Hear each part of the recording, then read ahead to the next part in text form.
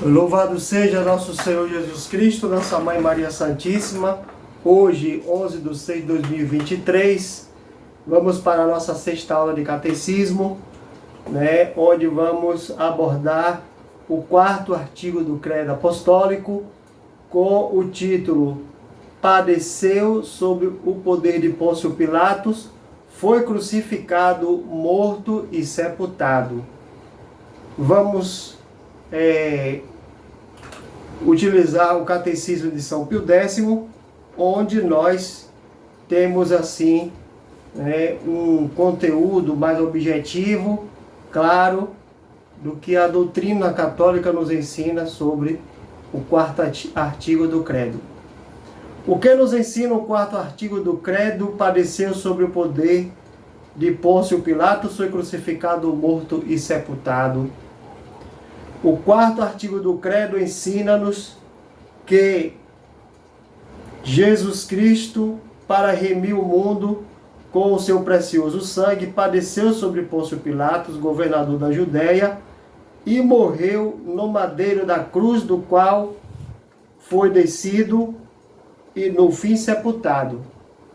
Como já sabemos da história, o Império Romano, que controlava toda aquela região, aplicava as leis romanas para julgar os casos de crimes, sobretudo contra o imperador, crime político, crime de outras naturezas também.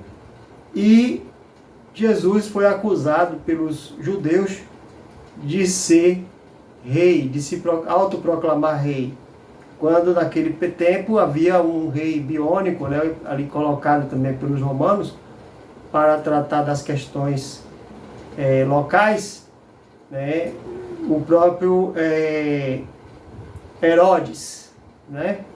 Então os judeus levaram Jesus a Pilatos e assim foi aplicada a lei. Entretanto, quando o Credo fala sobre poder de Pôncio Pilatos, ali naquele diálogo com Jesus, no Evangelho de São João, nós podemos ver isso, o próprio Jesus vai dizer que todo o poder que Pilatos tem, e que inclusive até mesmo de condená-lo e crucificá-lo, foi dado pelo Pai. Ou seja, todo o poder constituído, como a própria Sagrada Escritura, em outras passagens também, nos traz essa revelação, essa verdade, advém de Deus. Então, o próprio Jesus diz a Pilatos: nenhum poder teria sobre mim se não te fosse dado do alto. Então, sobre o poder de Pôncio Pilatos, esta observação que fazemos sobre esse poder que Pôncio Pilatos detinha, não só do ponto de vista daquele poder político concedido pelo imperador a ele, mas o poder que ele também recebeu de Deus, porque toda autoridade constituída, de fato, recebe do alto este poder constituído. O que quer dizer a palavra padeceu? A palavra padeceu exprime todos os sofrimentos suportados por Jesus Cristo na sua paixão. Então, desde aquele momento em que ele, no Horto das Oliveiras, sua sangue, já antevendo todo o seu suplício, e aí por diante, todo o flagelo, a coroa de espinhos, os insultos, as humilhações, a própria cruz que ele carregou nos ombros até o Monte Calvário, e por fim a sua crucifixão e a sua morte. Então todo esse sofrimento é o que quer dizer a palavra padeceu. Padeceu Jesus Cristo enquanto Deus ou enquanto homem? Boa pergunta. Jesus Cristo padeceu enquanto homem somente porque enquanto Deus não podia padecer nem morrer. Então, quando Jesus está, né, sofrendo todo aquele ultraje, sofrendo aquela violência física no seu corpo, então Deus, que estava ali, né, também unido à sua natureza humana, não participa desse ultraje, não é atingido por esse sofrimento, né, porque Deus, a sua natureza divina, não pode ser atingido por absolutamente nada. Então ele sofre exclusivamente no corpo, né? Ele sofre exclusivamente na sua carne, né? Em seu sangue, que é derramado para a nossa remissão dos pecados. Que espécie de suplício era o da cruz? O suplício da cruz era, naqueles tempos, o mais cruel e ignominioso de todos os suplícios.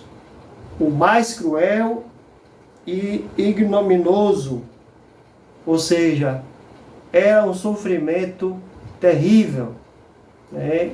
De todas as formas de execução que se tinha naquela época, o sofrimento que os condenados tinham, né, quando estavam na cruz, era algo, né, indescritível, porque morria lentamente, né, de forma a levar a perder as condições físicas, né, de respirar, porque ele tinha os pulmões comprimidos, né, pelo fato de estar com os braços abertos, e assim, com a inanição, né, do sangue que ia se perdendo, e a falta de força para se manter erguido para respirar, o condenado morria, às vezes por asfixia, né, por não conseguir mais respirar, por insuficiência respiratória, e seguida de parada cardíaca, porque não tinha como respirar. No caso de Jesus, se agravava ainda ao fato de ter passado por todo aquele padecimento, né, por todo aquele flagelo que deixou o seu corpo, né, totalmente desfigurado e minado nas suas forças para, né, suportar por mais tempo, por mais horas, né, a crucifixão. Jesus, então, fica de modo a causar estranheza, até surpresa nos que estavam ali, do fato dele ter morrido com uma certa rapidez, porque os corpos, muitas das vezes, os condenados ficavam até dias crucificados, né? E no caso de Jesus, ele levou por volta de 3 horas para ter, né, o desenlace final com a sua morte. Quem foi que condenou Jesus Cristo a ser crucificado?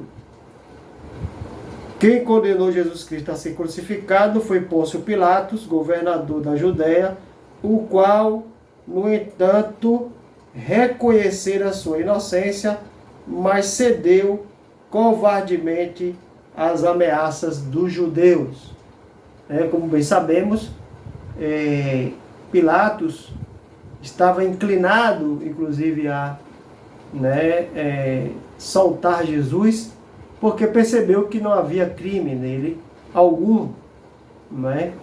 Mas sob a pressão, inclusive dos judeus, que chantagearam ele em dizer que se ele não o crucificasse, ele não era, né, amigo de César, ou seja, com medo de ser denunciado também, acabou por se acovardar e deixar que crucificassem Jesus, ordenando então ele, como autoridade romana, a crucifixão de Jesus. Não poderia se livrar Jesus das mãos dos judeus ou de Pilatos? Sim, Jesus Cristo poderia livrar-se das mãos dos judeus ou de Pilatos, mas conhecendo que a vontade de seu eterno Pai era que ele padecesse e morresse pela nossa salvação, submeteu-se voluntariamente e até saiu ao encontro dos seus inimigos e deixou-se espontaneamente prender e conduzir à morte. Jesus é Deus, né? Como já falamos nas aulas anteriores. Ele tinha todo o poder. Como ele mesmo disse no Jardim das Oliveiras, quando Pedro toma da espada e fere um dos soldados, o destacamento que, né, foi até o local prender Jesus. Então Jesus faz aquela advertência: pensas que se eu não quisesse agora mesmo, pediria ao Pai e ele enviaria legiões de anjos para me defender? Então Jesus teria como se livrar de todo esse sofrimento pelo poder que tem, como Deus, ordenar. Bastaria não uma legião de anjos, mas um anjo, né? Bastaria São Miguel para resolver a situação, né? Mas ele assumiu, ele quis, ele entendeu e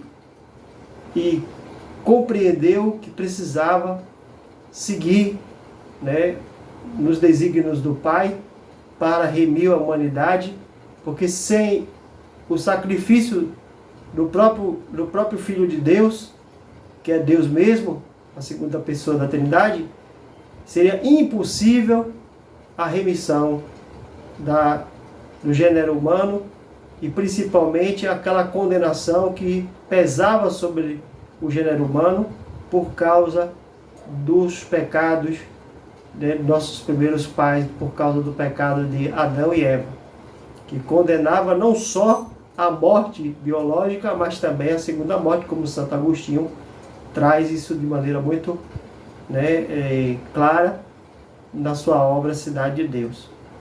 Então, aquela desobediência na origem custou a nossa vida eterna, que nós antes tínhamos, quando Deus nos criou. Mas Jesus, sendo Deus verdadeiro e homem, na sua natureza humana, derramando o seu preciosíssimo sangue, entendendo que era necessário fazer isso, então ele aceitou e por isso mesmo se entregou, até foi ao encontro, como que São Pio X coloca no seu catecismo, ao encontro daqueles que iriam crucificá-lo. Onde foi crucificado Jesus Cristo? Jesus foi crucificado sobre o Monte Calvário, que fica, perto da cidade de Jerusalém, fora dos muros, ficava fora dos muros, mas não muito distante, de modo que ele sai da cidade carregando a cruz até o local de sua crucifixão. O que fez Jesus Cristo na cruz? Jesus Cristo na cruz orou pelos seus inimigos, deu por mãe ao discípulo São João, e na pessoa dele a nós todos, a sua mesma mãe, Maria Santíssima, ofereceu sua morte em sacrifício e satisfez a justiça de Deus pelos pecados dos homens. Jesus Cristo na cruz orou pelos seus inimigos. Então, nós vimos assim como Jesus era, coerente, como ele realmente vivia aquilo tudo que ele ensinava. Dá-lhe a face direita quem te fere a face esquerda. E assim ele, quando orai pelos vossos inimigos, orai pelos que vos perseguem. Então ele, no momento terrível, onde a natureza humana, segundo alguns especialistas nesse momento, se revoltaria, se rebelaria contra aquela situação toda, de tanta dor, tanto sofrimento, mas ele, com aquela paz inabalável, ele ora: Pai, perdoai-lhes porque não sabem o que fazem. Deu por mãe ao discípulo São João, e na pessoa dele a todos nós, a sua mesma mãe Maria Santíssima. Eis aí a tua mãe, eis aí o teu filho. E aí tem algo muito interessante para meditarmos nessa aula, porque era costume dos judeus, quando morria o filho mais velho e a mãe se encontrava viúva, que Nossa Senhora, né, provavelmente já estava, né, viúva, o segundo filho mais velho era que assumia, resgatava a mãe para que ela não ficasse, né, desamparada. E, no entanto, a quem Jesus entrega aos cuidados a sua mãe? Do discípulo amado, São João Evangelista. Não é? Mostrando assim que, de fato, Nossa Senhora não tinha mais outros filhos além de Jesus. E neste gesto, neste ato de doação de sua mãe, de entrega de sua mãe como mãe do seu discípulo, ali também toda a humanidade, todos nós, discípulos de Jesus, né, somos então representados na pessoa de São João Evangelista como filhos de Nossa Senhora também. Por isso temos a mãe de Jesus como nossa mãe, né? Por sermos seus discípulos e seus irmãos, né? Segundo a sua natureza humana, que se fez homem como nós, então assim somos filhos também da Imaculada Sempre Virgem Maria Santíssima. Ofereceu sua morte em sacrifício e satisfez a justiça de Deus pelos pecados dos homens. Nada poderia aplacar, nada poderia satisfazer a Deus, né, pelaquela grande desobediência que custou a nossa vida eterna, qualquer sacrifício outro que fosse feito. Por isso que todos os sacrifícios feitos no Antigo Testamento, dos touros, das ovelhas, dos animais que eram sacrificados a Deus, aquele sangue para aplacar o pecado daquele que oferecia o sacrifício, não era o suficiente para remir de maneira radical, para realmente eliminar, por assim dizer, as consequências do pecado original que nos tirou a vida eterna, mas somente mesmo o sangue de um Deus. Porque nenhuma criatura, seja homem ou animal, poderia ter esse poder de salvar a humanidade. Então, quando o Filho de Deus eterno, gerado no Pai na eternidade, assume a natureza humana e morre por nós, derramando o seu preciosíssimo sangue, então ele aplaca a justiça divina, dando-nos de volta a graça perdida pelo pecado original, remindo-nos da condenação eterna, remindo-nos dos nossos pecados e nos justificando diante do Pai para que nós tenhamos de volta a vida eterna, por isso a salvação. E o seu sangue todo derramado, o que poderia ser, sendo o sangue dele como o sangue preciosíssimo, o sangue do próprio Deus humanado, uma gota seria suficiente para, uma gota de seu sangue seria suficiente para remir a humanidade. Mas ele quis entregar todo o seu sangue, até mesmo quando o seu peito foi aberto pela lança, jorrou sangue e água, e pelos seus punhos, pelos seus pés transpassados pelos cravos, uma hemorragia que não cessava, por isso derramando assim todo o seu sangue para a nossa salvação eterna. Então, satisfez a justiça divina pelos pecados dos homens. Não bastaria que viesse o anjo satisfazer por nós? Não bastava que viesse o anjo satisfazer por nós, porque a ofensa feita a Deus pelo pecado era, sob certo aspecto, infinita, e para satisfazê-la requeriria-se uma pessoa que tivesse merecimentos infinitos, e só Jesus, por ser o Filho, tinha e tem merecimentos infinitos, porque Ele é infinito como o Pai, Ele é eterno. Só quem tinha merecimentos infinitos. Logo, por isso que nenhuma criatura com merecimentos finitos, por mais excelente que fosse, até mesmo o anjo, não poderia fazer, né, essa remissão, não poderia justificar, né, os homens, né, por causa de seus pecados, que pela gravidade e a ofensa que foi feita a Deus, né, não poderia ter de outro modo um Redentor senão o próprio Deus. Para satisfazer a justiça divina era necessário que Jesus Cristo fosse Deus e homem ao mesmo tempo? Sim, era necessário que Jesus Cristo fosse para poder... era necessário que Jesus Cristo fosse homem para poder padecer e morrer, e era necessário que fosse Deus para que os seus sofrimentos fossem de valor infinito. Então, por que os sofrimentos de Jesus têm valor infinito? Porque Ele era Deus. Os sofrimentos de qualquer outra criatura não seriam infinitos. Logo, teria que ser homem para poder sofrer, né?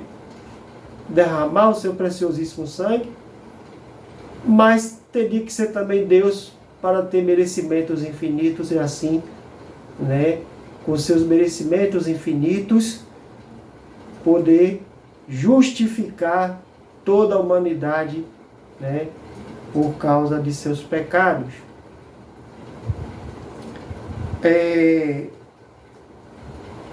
Porque Jesus não quis sofrer tanto?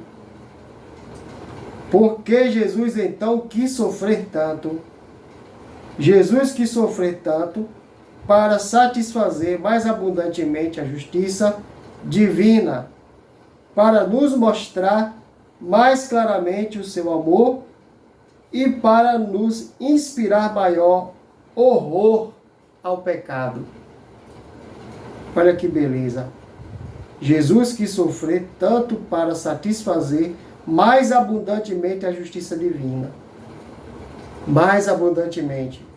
Porque só seria preciso uma gota de seu sangue.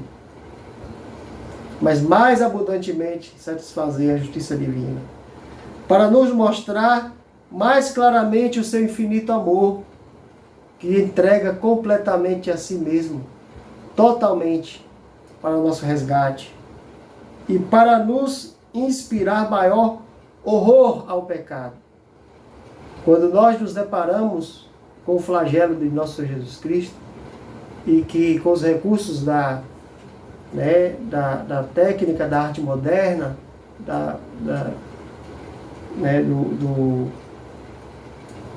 do cinema, podemos então assistir um filme com um realismo tão forte que foi o filme de Mel Gibson, né, A Paixão de Cristo, e diante daquele flagelo que nós podemos assistir, realmente vendo que o pecado, né, tinha e tem um poder destrutivo de modo avassalador, para que nós pudéssemos perceber o quanto nosso Senhor Jesus Cristo, né, para nos libertar de maneira plena, abundante, se entregou completamente a nós.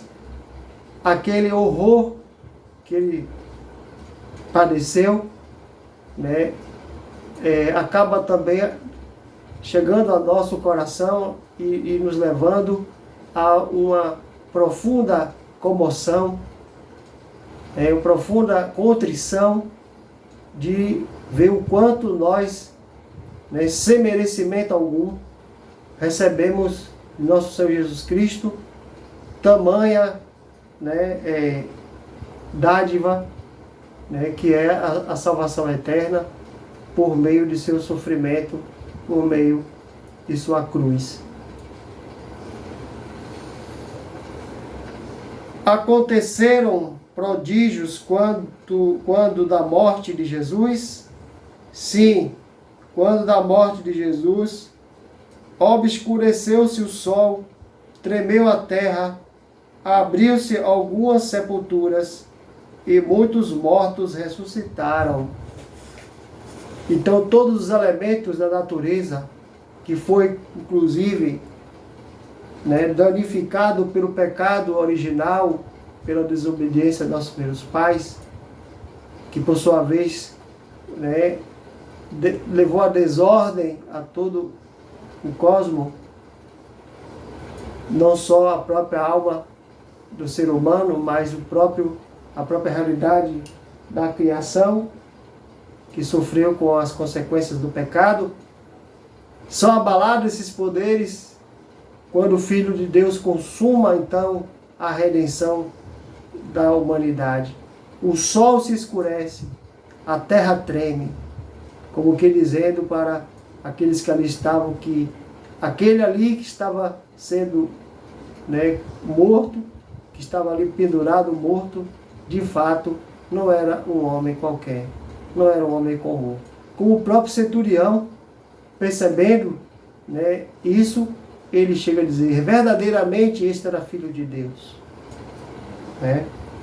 E a Sagrada Escritura nos diz que de fato, quando Jesus morre, a sepultura de muitos santos em Jerusalém se abre e chega a ser visto na cidade muitos desses falecidos ressuscitados. Além de ter o véu do templo rasgado, indicando que o Antigo Testamento então acabava de ser superado pela nova aliança do sangue do Cordeiro imolado, que é nosso Senhor Jesus Cristo. Onde foi sepultado o corpo de Jesus Cristo? O corpo de Jesus Cristo foi sepultado no túmulo novo, escavado na rocha, no monte, porque distante do lugar onde ele fora crucificado. Pouco distante do lugar onde fora crucificado. Então, esse túmulo novo, nós sabemos pelas Escrituras que era de José de Arimateia, um fariseu que se converteu para nosso Senhor Jesus Cristo, e foi quem também inclusive ajudou a retirar o corpo de nosso Senhor da cruz. E aí, por ser próximo do local, e um túmulo que ainda não tinha sido usado por ninguém, ali foi colocado o Santíssimo Corpo de nosso Redentor.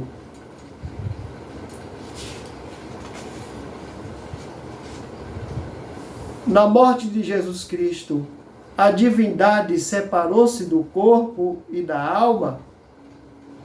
Na morte de Jesus Cristo, a divindade separou-se do corpo e da alma?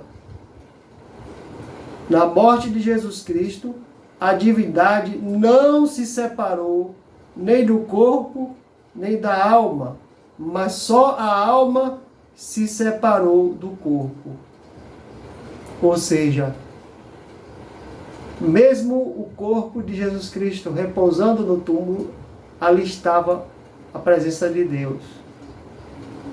Porque não havia como já foi dito na aula anterior, daquela união hipostática da natureza humana e divina, Deus abandonar aquilo que ele assumiu de maneira irrevogável, aquilo de maneira inseparável. E dessa forma, mesmo passando pela realidade da morte e de todo o sofrimento, embora não a divindade sofrendo o flagelo, sofrendo os insultos, sofrendo aquela barbárie, mas o corpo de Deus, o corpo de Deus, a natureza humana de Deus, da mesma forma, quando ele expirou, que a alma racional, essa alma que nós temos e que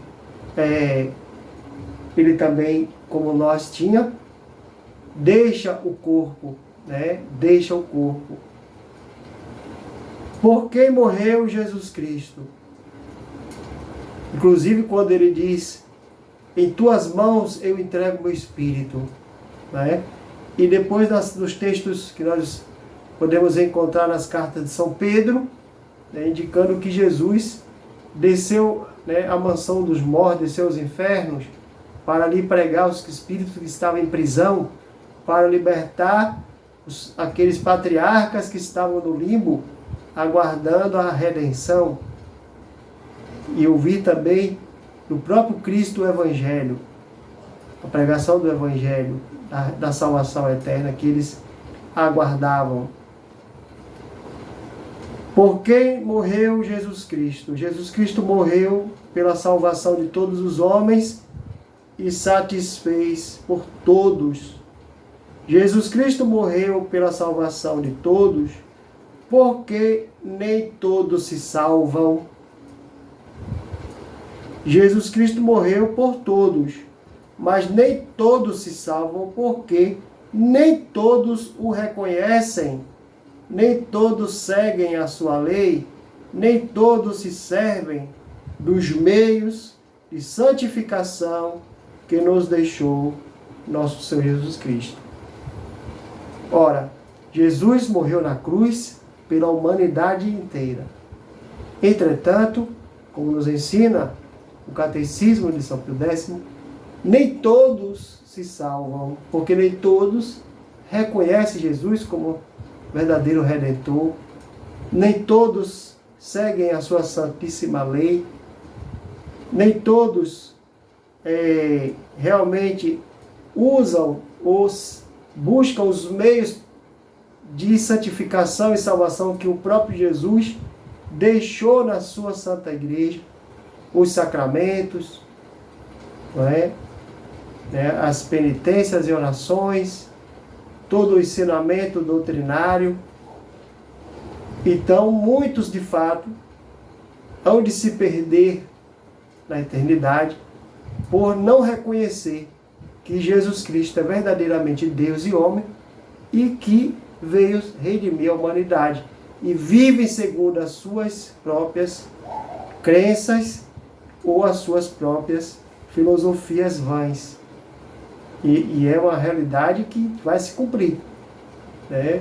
Por mais que queiram aí dizer que qualquer caminho leva a Deus, isso é uma inverdade.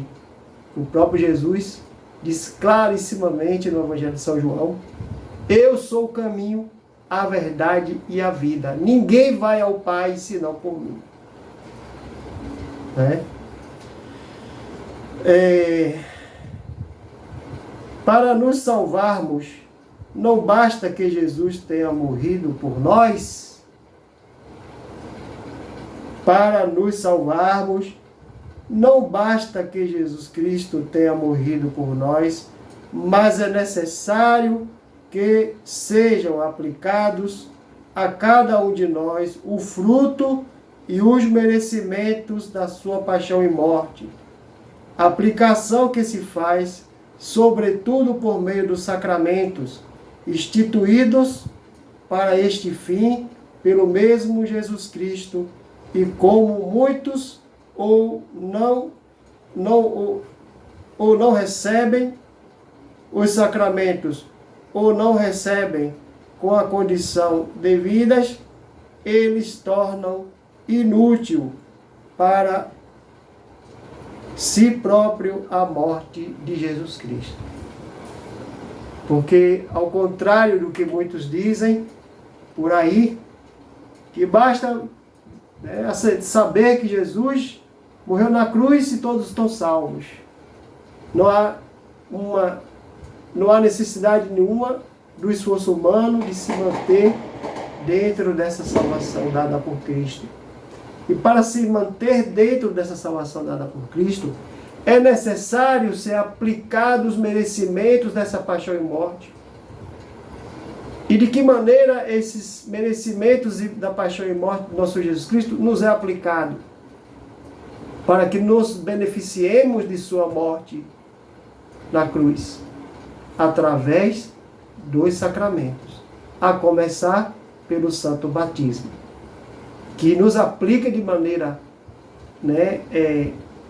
antológica no nosso ser, o caráter de Cristo, e que sela a nossa alma com um vínculo de filiação divina para com o nosso Deus Pai, por Jesus.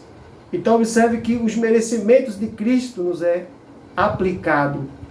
É necessário que seja aplicado. Daí porque é necessário ser batizado para ser salvo. Para entrar no céu é necessário ser batizado.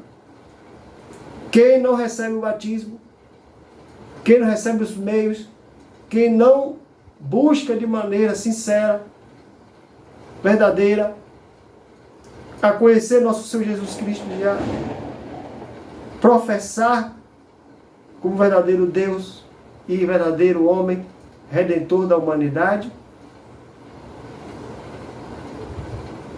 tende a encontrar um destino muito difícil e irrevogável, sem que possa voltar atrás mais depois que deixar esta vida.